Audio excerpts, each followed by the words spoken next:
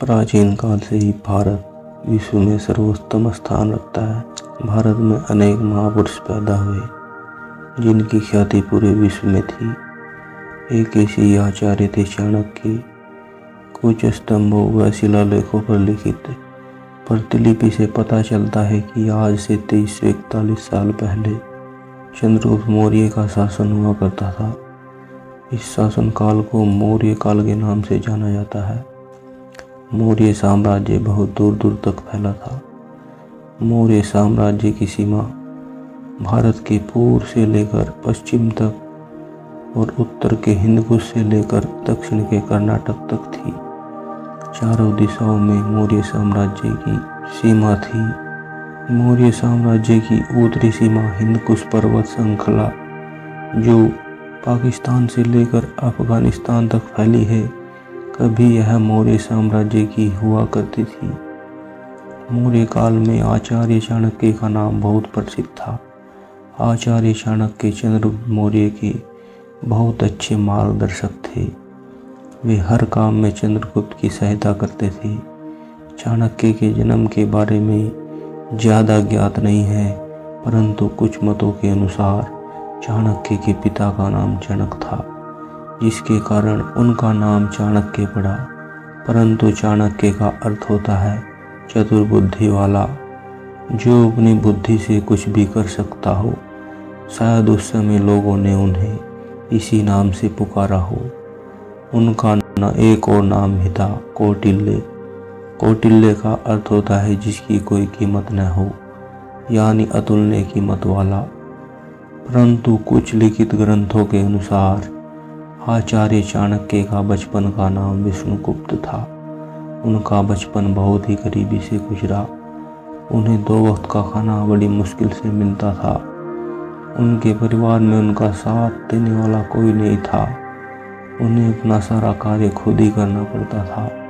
उनका पूरा समय अपना कार्य करने में ही व्यतीत हो जाता था, जिस कारण वे अपने जीवन से बहुत निराश थे। उन्हें इस निराशा को दूर करने का हल ढूंढना था। अब वे धीरे धीरे बड़े होने लगे और शिक्षा पाने के लिए तक्षशिला चले गए। उस समय शिक्षा का प्रसिद्ध केंद्र तक्षशिला था।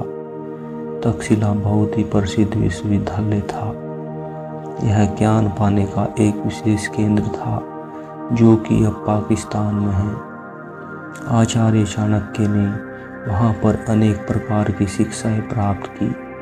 तक्षशिला में दर्शन विद्या, ललित कला, हस्त विद्या, पशु भाषा, अश्व विद्या, मंत्र विद्या, युद्ध विद्या, शल्य क्रिया, शस्त्र संचालन, अनेक प्रकार की विविध भाषाएं और विद्याएं सीखी।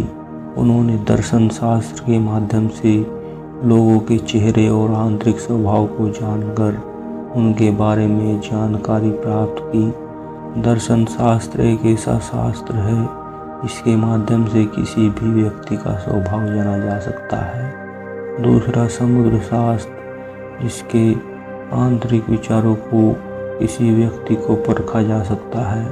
चाणक्य बहुत ही विद्वान और बुद्धिमान व्यक्ति थे।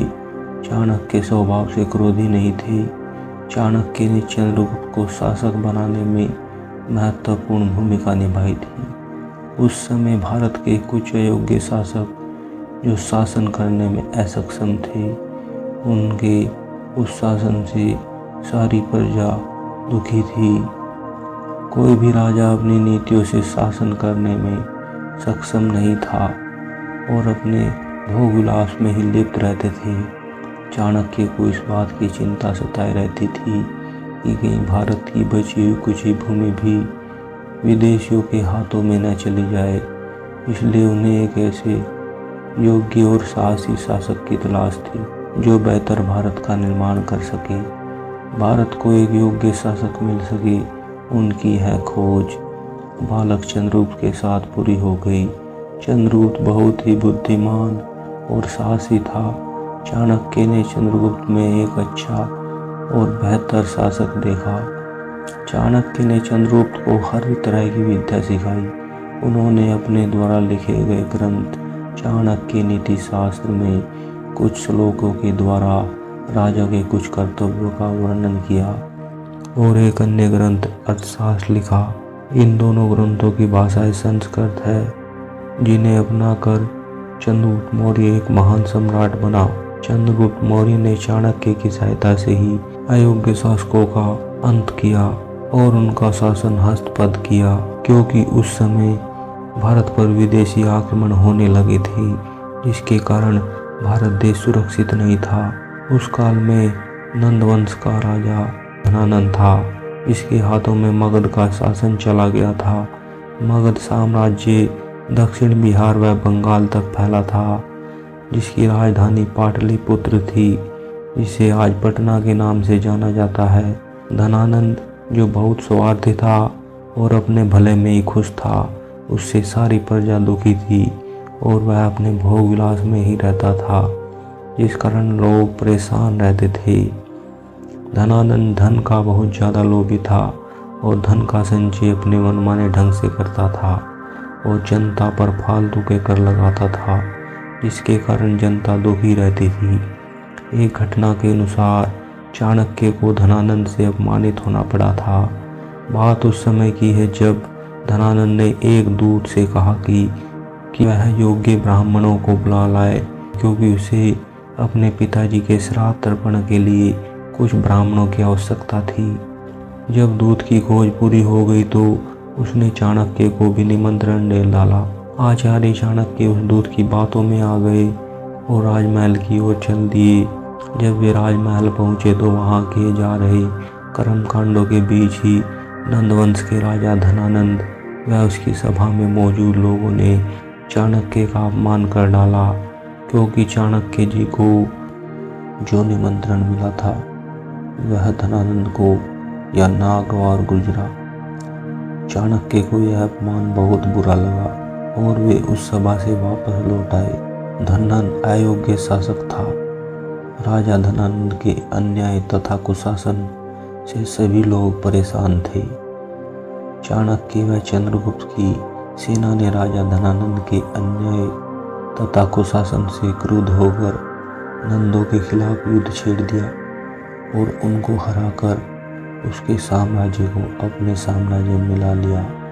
चाणक्य ने चंद्रगुप्त की सेना के साथ मिलकर मगध के राजा धनानंद को हराकर नंदवंश का शासन अपने हाथों में ले लिया और नंदों पर विजय हासिल की। विजय हासिल होने के बाद ही यह मगध विजय भारत के इतिहास में बहुत प्रसिद्ध हुई और मगध भूमि का पुनरुद्धार हुआ और मगध का इतिहास भारत का इतिहास बना और नंदों के हाथों में गए हुए शस्त्र शास्त्र एवं पृथ्वी का शीघ्रता से पुनरुद्धार हुआ। चंद्रगुप्त मौर्य की सेना ने चाणक्य के रहते हुए ढेर सारे युद्ध लड़े और चंद्रगुप्त मौर्य को विजय दिलाई। चाणक्य ने चंद्रगुप्त मौर्य का प्रधानमंत्री रहते हुए अर्थशास्त्र और चाणक्य नीति शास्त्र जैसे ग्रंथ लिखे। ये दोनों ग्रंथ संस्कृत और प्राकृत भाषा में लिखे गए हैं। इनमें ढेर सारी अनमोल नीतियाँ दर्शाई गई है। अर्थशास्त्र में उन्होंने राज्य की अर्थव्यवस्था को सुचारू रूप से चलाने की बात बताई है। इसके अलावा उन्होंने चाणक्य नीति शास्त्र में कई महत्वपूर्ण नीतियों का वर्णन किया है। चाणक्य नीति शास्त्र बहुत ही महत्वपूर्ण नीति ग्रंथ है। चाणक्य विवेकशील प्राणी थे, हमेशा सत्य मार्ग पर चलते थे। उनकी नीतियाँ समाज सुधारक थी। समाज में फैली बुराइयों को दूर करना ही उनका प्रमुख लक्ष्य था। इसलिए उन्होंने चंद्रगुप्त मौर्य के साथ मिलकर सुंदर भारत का निर्माण किया। उनके समय में ही चंद्रगुप्त मौर्य ने नालंदा विश्वविद्यालय का निर्माण कराया था, जिसके प्रधान अधिपति चाणक्य थे। चाणक्य ने नालंदा विश्वविद्यालय का कुलाधिपति रहते हुए अपना ज्ञान वहां प्रसारित किया। चाणक्य अपने विद्यार्थियों को अनेक प्रकार की शिक्षाएं देते थे। उनकी शिक्षाएं अपनाकर उनके विद्यार्थियों ने उनकी ख्याति चारों तरफ फैलाई।